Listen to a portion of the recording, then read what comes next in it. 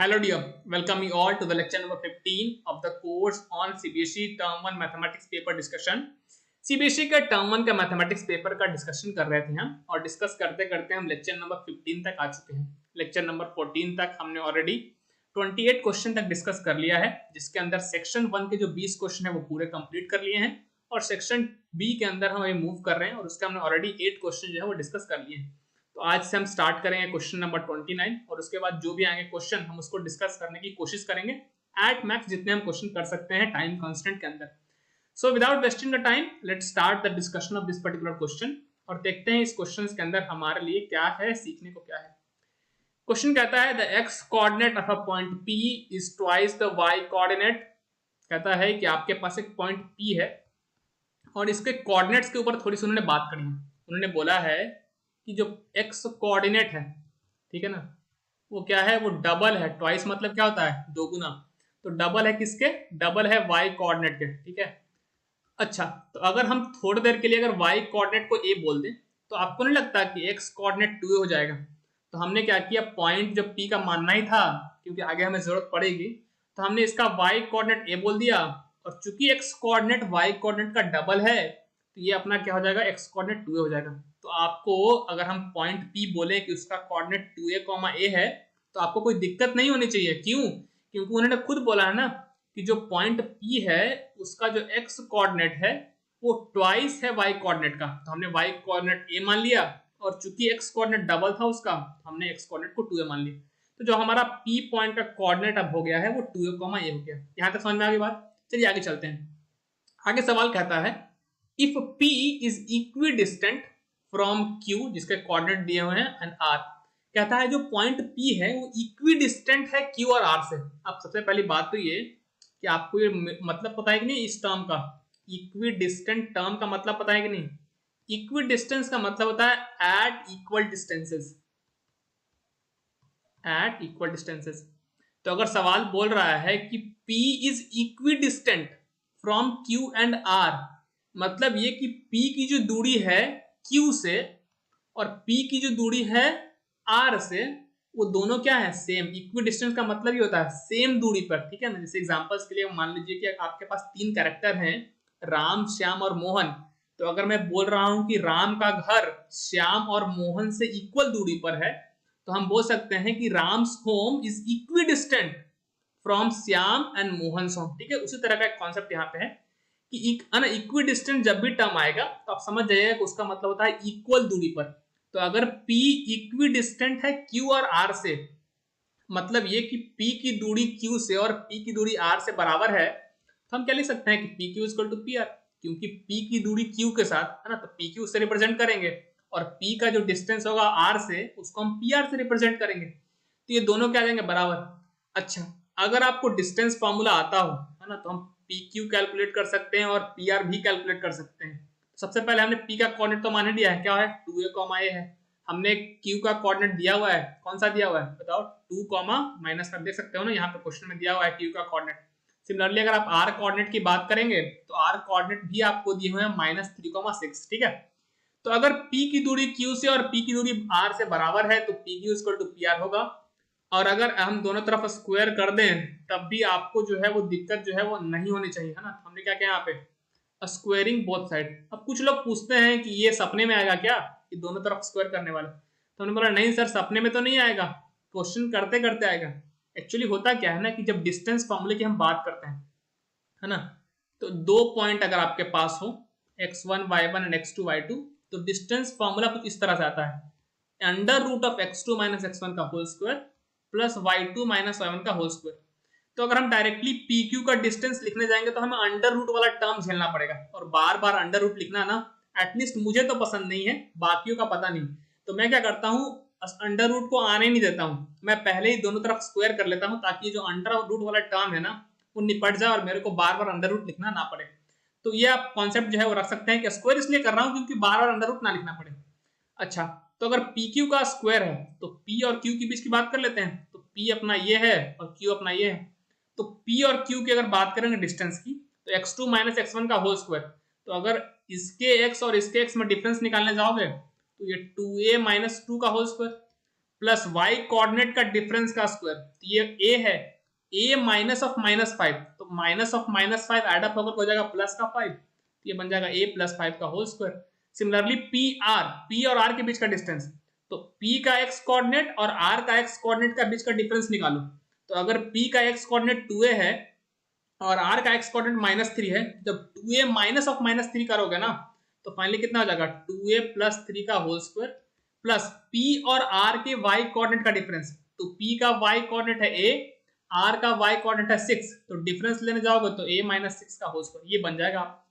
अब जैसे ही इक्वेशन बन गया तो क्वेश्चन में सारी हवा क्वेश्चन की निकल चुकी है, आप केवल सिंप्लीफाई कर लीजिए। तो चलो देखो ध्यान से, a माइनस बी का होल स्क्वायर लगाओ, तो पहले टर्म का square that is 4a square plus दूसरे टर्म का स्क्वायर दैट इज 2 का स्क्वायर करोगे तो 4 आएगा, -2 इंटू पहला इंटू दूसरा, तो अगर -2 इंटू 2 इंटू 2a करोगे तो माइनस का 8 आ जाएगा।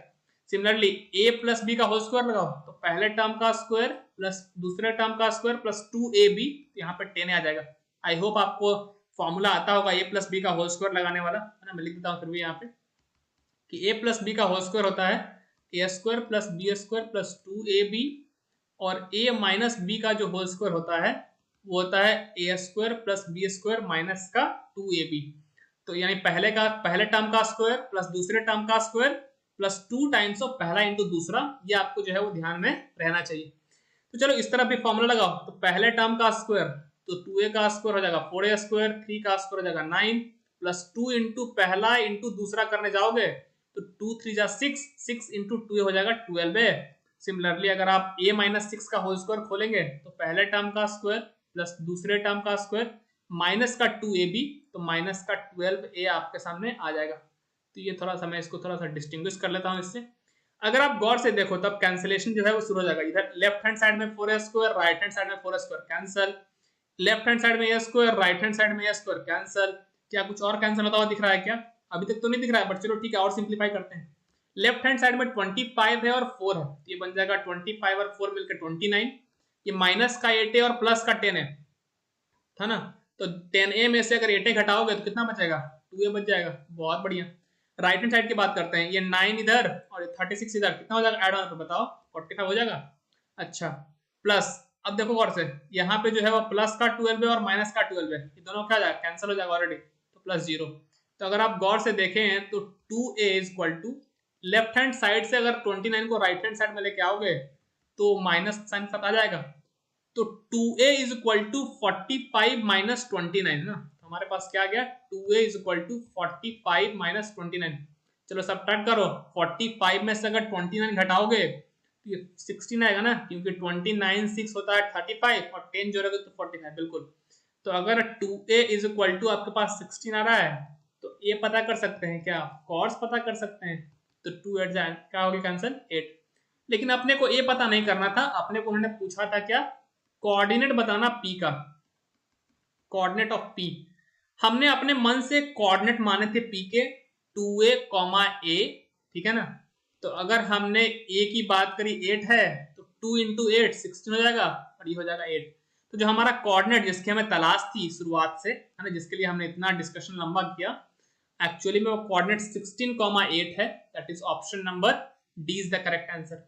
इनफैक्ट अगर हम आगे बात करें कि ऑप्शन नंबर ए क्यों नहीं होगा, क्योंकि यहाँ पे x कोऑर्डिनेट कम है, y कोऑर्डिनेट बड़ा है ना, लेकिन हमें बोला क्या गया है y कोऑर्डिनेट डबल है, तो यहाँ पे देखो यहाँ पे भी x कोऑर्डिनेट कम है, तो ये भी नहीं ऑप्शन होगा। तो अगर हमें इनफैक्ट शुरुआत का लाइन ही पढ़ के अगर हमें ऑप्शंस एलिमिनेट करने भी होते हैं ना, तो हम तो पहले और दूसरे को ऐसे ही एलिमिनेट करते हैं, क्योंकि x कोऑर्डिनेट छोटा दिया हुआ है, y कोऑर्डिनेट यहाँ बड़ा दिया हुआ है, समझ में आई बात। और इन दोनों के अंदर दो सिचुएशन दिख रही थी, तो चूंकि हमारा आंसर 8 और 16 वाला है तो हमारा ऑप्शन क्या हो जाएगा, option D is the correct answer. चलिए आगे बात करते हैं क्वेश्चन नंबर 30 की ओर और देखते हैं इस क्वेश्चन के अंदर हमें क्या सीखने को मिलता है। क्वेश्चन कहता है इफ द पॉइंट, एक पॉइंट दिया है आपको और बोलता है कि lies on a circle which centre is at origin and radius is 5 centimetre, then find the value of x। कहता है कि आपके पास एक सर्कल है ना, मेरा सर्कल ठीक से नहीं बना बट इसको है ना एडजस्ट कर लेना यार, है ना, मैं सॉफ्टवेयर नहीं हूँ, फिर से बोल रहा हूँ, जो भी स्केचिंग कर रहा हूँ इट्स जस्ट बाय हैंड, तो आपको जो है उतना समझ में आ जाना चाहिए।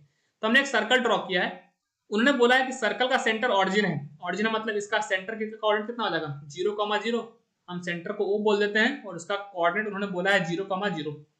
फिर बोलता है कि एक पॉइंट है x,4 सर्कल के ऊपर लाई करता है। तो सर्कल के ऊपर एक कोई पॉइंट है, मैंने मान लिया उस पॉइंट को A और उसका कोऑर्डिनेट उन्होंने दिया हुआ है x,4। अगर हम बात करें रेडियस ऑफ द सर्कल की, तो ये भी उन्होंने दे रखा है। तो रेडियस ऑफ सर्कल कितना दिया बताओ? तो रेडियस ऑफ सर्कल अगर देखोगे तो उन्होंने दिया 5 सेंटीमीटर, है ना। तो 5 सेंटीमीटर दिया है। अब सवाल उन्होंने पूछा है कि x की वैल्यू बताइए। अच्छा, अगर हम सेंटर से सरकमफेरेंस के ऊपर कोई भी पॉइंट मिलाएं, है ना, तो आपको ये पता होना चाहिए कि अगर आप सेंटर से सरकमफेरेंस के ऊपर कोई भी एक पॉइंट मिलाते हैं, है ना,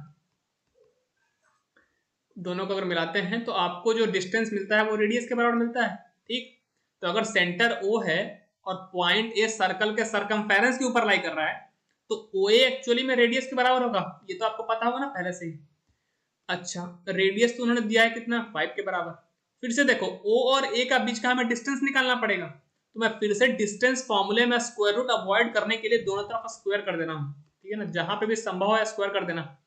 अब आ गया OA स्क्वायर, अब 0 है ना, x माइनस 0 का होल स्क्वायर, है ना, x2 माइनस x1 का whole square plus y2 minus y1 का होल स्क्वायर होता है फॉर्मूला। तो यहाँ पे x कोऑर्डिनेट x है, इसका x कोऑर्डिनेट 0 है, तो हमने x माइनस 0 का होल स्क्वायर लिखा प्लस y कोऑर्डिनेट का डिफरेंस, तो इसका 4 है, इसका 0 है, कितना हो जाएगा 4 का स्क्वायर इक्वल टू 25। सॉल्व कर लीजिए यहाँ से, क्या जाएगा x square plus 16 equal to 25। तो अगर आप x स्क्वायर यहाँ से कैलकुलेट करेंगे तो 25 माइनस का 16 जो कि आपको दे देगा 9।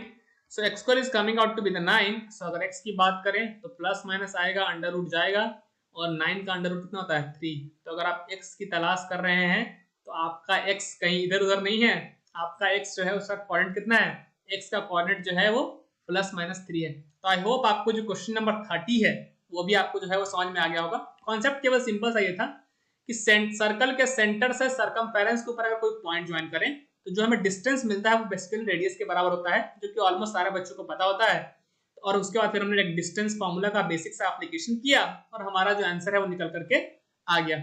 Let's move to the question number 31। Question number जो 31 है अपना, वो देखते हैं क्या है।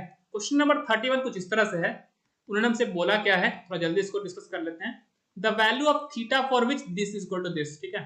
तो उन्होंने बोला है कि 2 sin 2 theta is equal to 1 है। तो अगर हम यहां से sin 2 थीटा कैलकुलेट करें तो ये 1/2 आ जाएगा। अब उन्होंने हमसे पूछा है थीटा की वैल्यू बताओ। गौर से देखो यहाँ पे साइन के अंदर कुछ लिखा हुआ है, कुछ एंगल है 2 थीटा और इक्वल टू हाफ बोल रहा है। क्या आपको याद है कि sine of which angle is basically half? तो हमने आपको ऑलरेडी पीछे वाले लेक्चर्स के अंदर बताया हुआ है कि साइन 30 की वैल्यू होती है हाफ।